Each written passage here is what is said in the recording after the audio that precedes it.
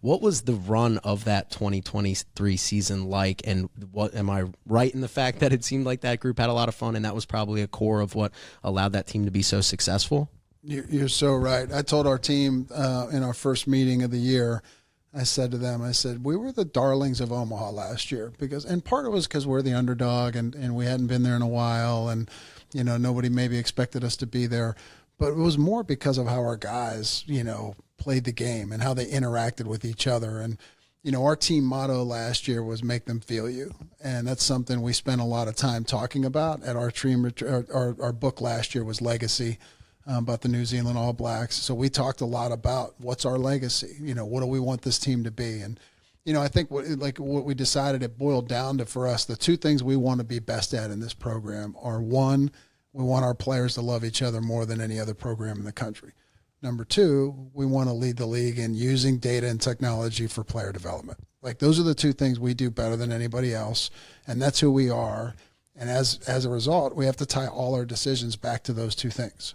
And that's what we did really well last year. Our guys, you watched us play, and they cared about each other. And you heard the post-game press conferences, and those guys are just talking about brotherhood and family and how much they just love being with this group of guys. And, it showed up in everything we did. And that I tell this story all the time, but one of the culminations of it for me last year was this past Halloween when I had Brock Wilkin, get kids dressed up like Brock Wilkin show up at my door, asking for candy. I had 3 Rhett Louders, I had 2 Josh Hartles, you know what I mean? I had Nick Kurtz, a couple Spidey doing the Spidey things, so it's talk about make them feel you. You got kids dressed up as specific Wake Forest baseball players. And, I don't know that I would have ever dreamed that something like that could happen. It was really special. Yeah, I think you hit it on the head, the darlings of that World Series. I can speak for, I think, a lot of people. I know I was pulling for you guys so much, and obviously because of Colin, but also just like you're saying, watching those guys and how they were competing together and the love that was so evident.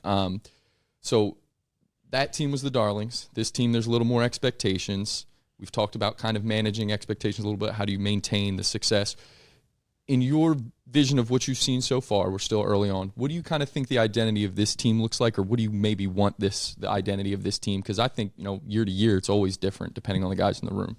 It's always different. I think we're going to be a little more of a grinder team. We've got some of these older position players that have transferred from other places, Adam Tellier and Tate Ballestero and Austin Hawk and Mitchell Salvino, Cameron Gill, so we've got some our team is a little bit of a dichotomy, right? Because we have some star power. We have some serious star power. You talked about Nick Kurtz. We've got Seaver King. We've got Michael Massey, Josh Hartle, and Chase Burns. I mean, we've got 5 potential first rounders, which that would be unheard of in college baseball. 3's the most anybody's ever had. So we've got some star power. But on the flip side of that is we have some guys that are just kind of grinder guys. You know what I mean? Guys that have proven success in college baseball, that are a little older, that came in to fill some really great pieces for us. So we're, we're kind of a blend of those two worlds. And what I love is the one wild card in all this has really been, really Chase Burns and Seaver King, because we didn't know as much about who they were inside headed into this season. We didn't do as much homework because the transfer portal process happened so fast for those two guys. And it was either kind of you're in or you're out. And, Seaver King wanted to make his decision before he went to the Cape, which we were fortunate he chose us. And Chase Burns, was kind of going through the same process. And we really kind of hit the jackpot with those two guys because they have fit right into our team culture and really become one of the guys. I mean, we heard things about Chase Burns. Oh, he was kind of kept to himself at Tennessee. He didn't really kind of get along with the other guys on the team. And he's been the complete opposite here. He's totally invested in this group of guys.